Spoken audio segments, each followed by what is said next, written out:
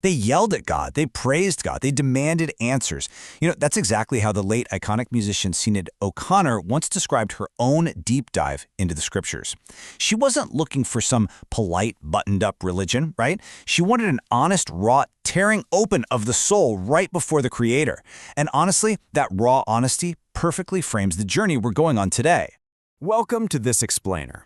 Today, we're basically tearing down all our assumptions to look at the actual architecture of prayer. I mean, think about it. Humans have struggled with the whole concept of prayer for 2,000 years. But if we strip away all those fancy religious formulas and all that anxiety about saying the right words, what actually is it? So here's how we're going to untangle this pretty complex topic. We'll start with the prayer problem, look at what prayer is not, find the core of prayer, check out the forms of prayer, and finally, wrap up with the ultimate goal. Let's just dive right in. All right, Section 1, the prayer problem. We literally do not know how to pray. And hey, it might actually comfort you to know that even the early Christians were totally confused by this. St. Paul literally wrote, "We do not know how to pray as we ought." The disciples themselves had to ask Jesus, "Lord, teach us to pray." And remember, they already had ancient prayers, traditions, the whole shebang. So this really proves that prayer isn't just knowing the right holy words like you're trying to guess a magic password. The problem goes way deeper. It's fundamentally a problem of relationship. Sinead O'Connor beautifully captured this universal human longing for connection. She wrote, "God was my only friend, the only person I could talk to without feeling like there was something wrong with me." She didn't view God as just some old guy with a beard in the sky, but as a truth, a safe place. That is the raw, beating heart of prayer. But our understanding of how to actually make that connection, it's often totally twisted by misconceptions. Which brings us to Section 2, what prayer is not. Or, as I like to call it, myth-busting the cosmic vending machine. What's really fascinating here is how the source material systematically dismantles what we mistakenly think prayer is. Because before we can build the true definition, we gotta clear away the myths. First up is this false idea of information transfer. Look, a lot of people treat prayer like they're sending God a text message. "Hey God, here's my status update," and "Oh, here's my to-do list for today." But Jesus explicitly said the Father knows what you need before you even ask. So prayer literally cannot just be about informing God. God doesn't need your status update. Instead, it's all about entering into a relation. And this analogy just hits the nail on the head. The paper uses these great, grounded analogies. They call them Angela's Explainer, and points out that prayer is not like putting coins into a cosmic vending machine and just waiting for God to drop out a snack. It's not a transaction. Actually, scratch that. It's more like a child relying on a parent. You don't explain water to the water when you're thirsty, right? You just go drink. Okay, another big myth is that prayer is just pure psychological self-expression, like just venting your feelings. But prayer has to be way bigger than that, especially when you look at active intercession. Jesus commands us to pray for our enemies. I mean, think about that for a second. You don't usually have warm, fuzzy feelings that you just need to express about your enemies. So prayer isn't just riding the wave of whatever mood you happen to be in. It's actively choosing relation, even when you really don't feel like it. Finally, prayer is absolutely not mere memory. When Catholics pray for the dead, they aren't just looking fondly at an old photo and sighing, "Oh, I remember Grandma." No, they're bringing that person to God on purpose. It's an active, ongoing communion. It's an act of love across a boundary that relies entirely on God to hold that person. So, this brings us to Section 3, the core of prayer, and the CIG reduction. If we strip away the magic words, the transactions, the passing feelings, and the memories, what's actually left? Well, the source uses something called Catholic invariant grammar to reduce prayer down to its absolute bare minimum foundation. Let's build this core definition piece by piece, kind of like building a blanket fort. Step 1, you need a participant. Someone actually has to exist. Step 2, participation. An act must occur. Step 3, intention. It has to be on purpose, not just some accidental sneeze of holy words.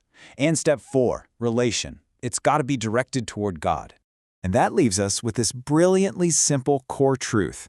Prayer is intentional participation in relation. That's literally it. You don't need fancy words, you don't need a magical glowing sign from the heavens, and you don't even need to feel incredibly spiritual. Even if you're just sitting there, distracted, exhausted, acting like a sleepy potato with feelings, if you are intentionally turning toward God, it is 100% real prayer. Now let's explore Section 4, the forms of prayer, or the wardrobe of relation. If intentional participation is the body of prayer, what do all its different outfits look like? Let's look at these relational acts. Petition isn't about bossing God around, it's participating through dependence. Praise? That's participating through recognition, acknowledging that God is God, and, well, we are not. Thanksgiving is participating through reception. Think about it. When you get a gift, you don't just grab it and run away like a tiny dessert bandit, you actually acknowledge the giver. And confession is participating through restoration. Oh, I absolutely love this analogy from the text. Confession is not staring at your mistakes like a raccoon staring at a garbage fire. It isn't just agonizing over a list of your failures or staring at the spilled chocolate milk on the floor. It's actively turning back toward the person you hurt so you can restore that relationship. You stop hiding behind the couch and you just come back into the room.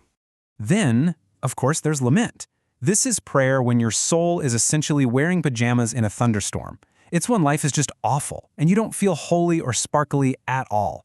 But here's why this matters so much. Even crying out "why" or "I am drowning" is still intentional participation. You are bringing your deep hurt into the relationship instead of just suffering alone. I mean, even Jesus prayed lament right from the cross. And we definitely can't forget contemplation.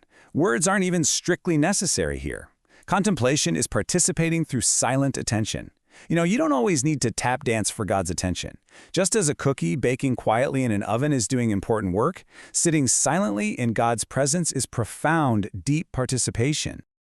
Finally, we arrive at Section 5, the ultimate goal, the destination of communion. If we're doing all this intentional participating, asking, thanking, confessing, lamenting, sitting in silence, where is it actually leading us in the end? Well, it's absolutely vital to clarify the difference between these two states. Prayer is the journey on the left, while communion is the destination on the right. See, some people think prayer only works when they feel totally peaceful and full of angel glitter. Absolutely not. Prayer very often happens in the dark, in dryness, in total confusion.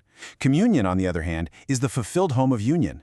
You can start walking home long before you can actually see the house. If you wait until you feel spiritually perfect to pray, you will literally never pray. Which brings us right back to Sinead O'Connor. After she stripped away all the dogma and the control, she looked at the texts and found a God who is passionate, a God who loves the broken. She realized, my songs are just my way of having a conversation with that God. She found the true core, an authentic, relational conversation. And this leaves us with our final, absolutely crucial takeaway. Prayer is not about being impressive. God is not grading your sentence structure or checking your emotional temperature, okay? He just wants to know if you're actually engaging in the relationship. So, if an act is intentionally directed toward participation in relation with God, it is prayer. The only question left is, regardless of how messy or distracted or dry you might feel right now, are you showing up?